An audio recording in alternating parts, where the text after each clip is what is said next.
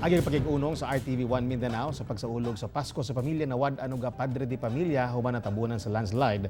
Resulta sa kusog nga linog. Usa ka sorpresa sab ang gidalit kanila.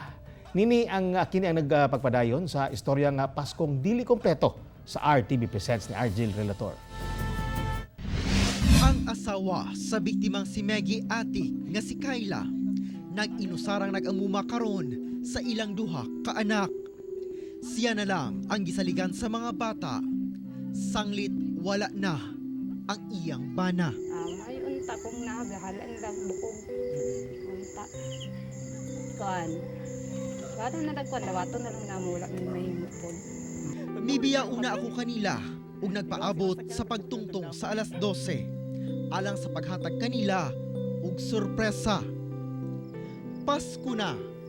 Apan tulog sila. Bitbit ang among dalang pagkaon ug regalo. Namukaw ako aron ipahinumdum kanila nga dunay gayoy Dios nga nagtan-aw kanila. Merry Christmas! Buang balay kamay. Tataw ang kalipay sa duha ka mga bata dihang ilang gidawat ang regalo. Mamuna na po sila bindong. Alsa ba? Nagsalo-salo kami sa Noche Buena. Gihaturan sab namo og sa mga regalo si Kayla ug ang iyang mga bata kinsa tulog atong tungura.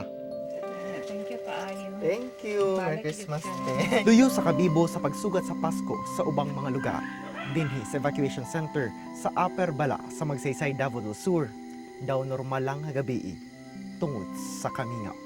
Mibiya kami uban sa paninguha nga unta matuman ang Christmas wish sa duha ka pamilya nga makita ang mga lawas sa ilang padre de pamilya ug sa among pagbalik pohon ana-ana sila sa maayong kahimtang.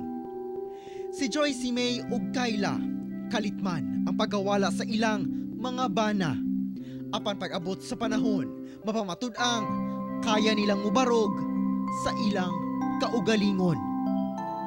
Kauban si Jojo Solarte sa kamera.